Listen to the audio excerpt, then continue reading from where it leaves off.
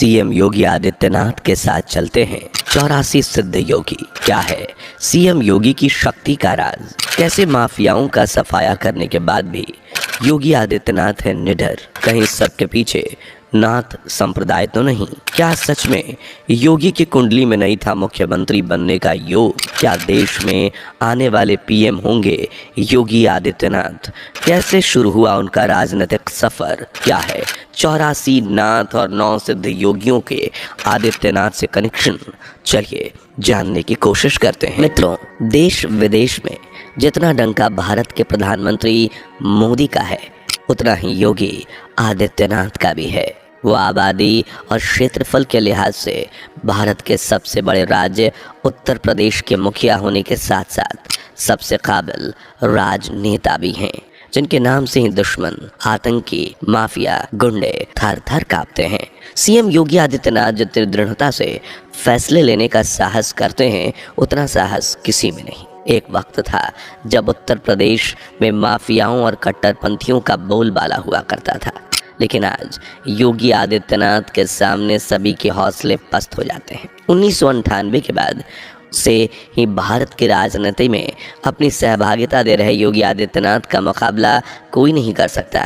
अपने दृढ़ संकल्पता, निडरता के चलते वे दूसरी बार उत्तर प्रदेश के मुख्यमंत्री बने हैं और भविष्य में प्रधानमंत्री भी बन सकते हैं।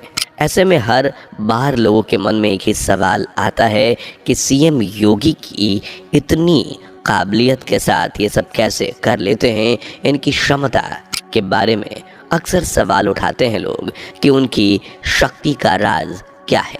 निर्दयता से फैसले लेने के पीछे का कारण क्या है? तो चलिए बताते हैं, लेकिन आगे बढ़े उससे पहले वीडियो को लाइक शेयर करके चैनल को सब्सक्राइब कर लीजिएगा। मित्रों, 5 जून 1972 को देवों की नगरी उत्तराखंड में पौड़ी गढ़वाल जिले में योगी आदित्यनाथ का जन्म हुआ। पिता आनंद सिंह बिष्ट और मां सावित्री देवी ने योगी आदित्यनाथ को अजय सिंह बिष्ट नाम दिया था। श्रीनगर की हेमवंती नंदन यूनिवर्सिटी से मैथमेटिक्स में बीएससी कर चुके योगी आदित्यनाथ शुरू से ही सात्विक जीवन, धर्मशास्त्र और धार्मिक रीति रिवाजों में खास रुचि रखते थे।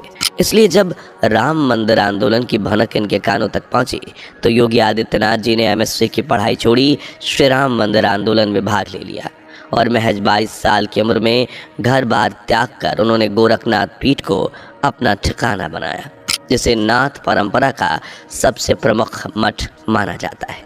आज योगी आदित्यनाथ इसी पीठ के पीठाधीश्वर हैं। गोरखनाथ पीठ में योगी आदित्यनाथ के गुरु मार्गदर्शक रहे श्री अवैधनाथ, जिन्होंने धर्म के बारे में मार्ग पर चलते हुए राजनीति में भी कदम जमाए और 1961, 1962 और 1967, 74 और 1977 में वो मनीराम विधानसभा सीट से विधायक चुने गए। अवैधनाथ के इस उपलब्धि का कारण रहे दिग्विजय सिंह, जो 1920 में गोरखनाथ पीठ के पीठाधीश्वर थे और असहयोग आंदोलन का हिस्सा भी रहे थे। लेकिन जब अब कांग्रेस ने कम्युनल अवार्ड को स्वीकार कर लिया, तब सनातन को मजबूत करने का ख्याल उन्हें आया। इसलिए उन्होंने राजनीति में भी जाने का मन बनाया और 1937 में हिंदू महासभा से जुड़ गए। साथ ही 1967 में वो हिंदू महासभा के टिकट पर गोरखपुर से सांसद चुने गए। अपने बाद वो अवैधनाथ को राजनीति में ले आए और अवैधनाथ ने जिम्मेदारी योगी आदित्यनाथ को सौंपी, जो महज 26 साल की उम्र में साल 1998 में पहली बार गोरखपुर के लोकसभा चुनाव जीतकर संसद चुने गए। उन्होंने धर्म के साथ साथ राजनीति में भी ख्याति प्राप्त की और अपने कर्मों से लोगों को इतना खुश कर दिया कि लगातार 5 बार वो गोरखपुर सीट के सांसद चुने गए और साल 2017 में उन्होंने पहली बार उत्तर प्रदेश के मुख्यमंत्री के रूप में शपथ ली। इतना ही नहीं, योगी आदित्यनाथ के नेतृत्व में ही 2022 के विधानसभा चुनाव में भाजपा को पूर्ण बहुमत के साथ जीत मिली और इस बार भी योगी आदित्यनाथ के नाम का ही डंका बज रहा है। बीजेपी में योगी आदित्यनाथ सबसे बड़ी और साफ छवि रखते हैं, जिन्हें बच्चे से लेकर बड़े, बूढ़े से लेकर जवान हर कोई पसंद करता है और उत्तर प्रदेश के लिए सही लीडर मानता है, क्योंकि वे बिना किसी भय के भ्रष्टाचार, अत्याचार, अपराध और माफियाओं का सफाया कर रहे हैं। निडरता से जनता की सेवा करने, अपराधियों पर बरसने और कड़े फैसले लेने की उनकी शक्ति, सीधा राज उसका है नाथ परंपरा। जी हाँ, नाथ परंपरा जिसकी शक्तियों का संचार गुरु शिष्य परंपरा के जरिए योगी आदित्यनाथ में हो रहा है। नाथ परंपरा को सिद्ध की परंपरा कहा जाता है, जिसका उदय प्राचीन सिद्ध परंपरा से ही माना जाता है। सिद्धों की इस परंपरा से तो यूं कई साधु संत और सिद्ध पुरुष हुए हैं, लेकिन इनमें से 84 सिद्ध प्रमुख हैं, जिनके पास अनेकों शक्तियां हैं, सिद्धियां हैं। सिद्धों से निकली इस नाथ परंपरा के संतों को कठोर साधना, हठ योग और ब्रह्मचर्य का सख्ती से पालन करना होता है, तब कहीं जाकर वो एक सिद्ध पुरुष बन पाते हैं। सिद्ध परंपरा का पालन करने के बाद एक आम व्यक्ति नाथ बनता है। सिद्धों की तरह सिद्ध परंपरा के कई नाथ भी हुए हैं, लेकिन सभी नाथों में 9 नाथ प्रमुख हैं, जिनमें मत्स्येंद्रनाथ, गोरखनाथ, गहिनीनाथ, जलांधरनाथ, कफीनाथ, अर्तरीयनाथ, रेवणनाथ, नागनाथ और चरपटीनाथ प्रमुख हैं। इसमें मत्स्येंद्रनाथ पहले हैं, जबकि उनके शिष्य हुए गोरखनाथ, जिन्होंने मत्स्येंद्रनाथ के बाद नाथ परंपरा को न सिर्फ आगे बढ़ाया बल्कि विश्व विख्यात भी किया। गोरखनाथ को नाथ परंपराओं की बिखरी हुई परंपराओं को एकत्रित करने और उसे एक जगह संगठित करने का एक रूप प्रदान करने का श्रेय भी दिया जाता है।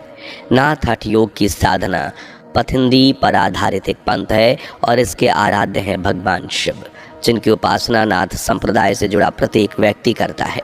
नाथ परंपरा से जुड़ा प्रत्येक साधक भगवान शिव को अलख नाम से पुकारता है और सात्विक भाव से शिव की भक्ति करता है।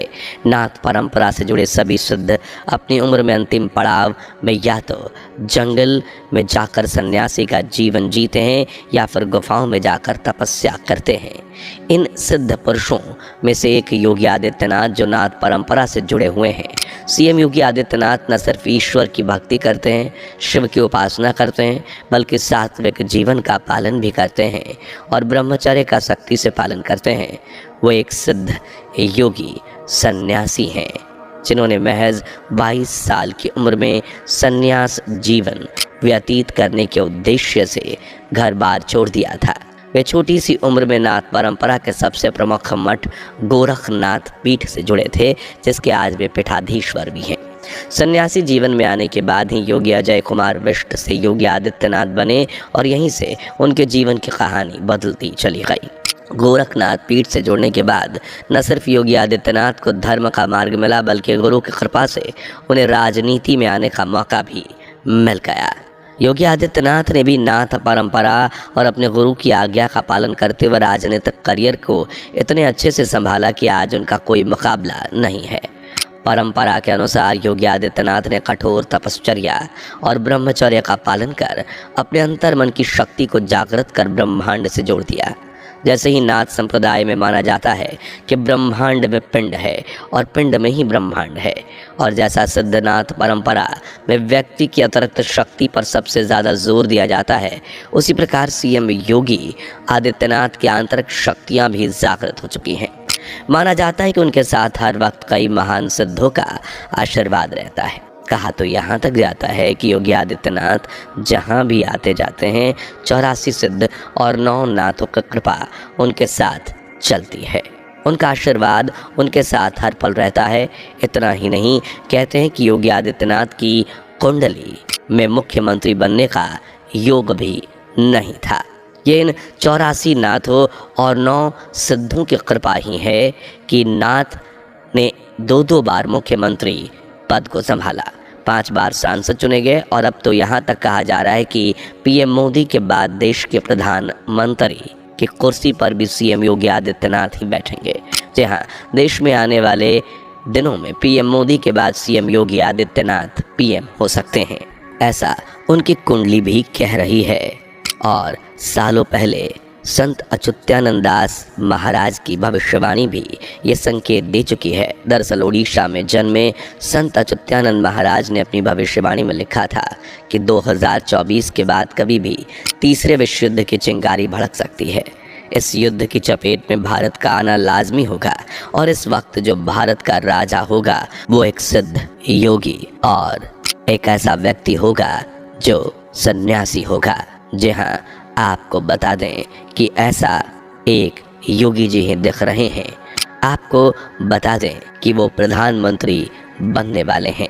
इसलिए ज़्यादातर अनुभवियों का कहना है कि पीएम मोदी के बाद सीएम योगी ही देश के प्रधानमंत्री होंगे। हालांकि इस पर आपकी राय क्या है, हमें ज़रूर बताइए। आपको क्या लगता है, क्या सीएम योगी आदित्यनाथ आने वाले पीएम हैं? कमेंट करके अपनी राय हमें ज़रूर बताइए।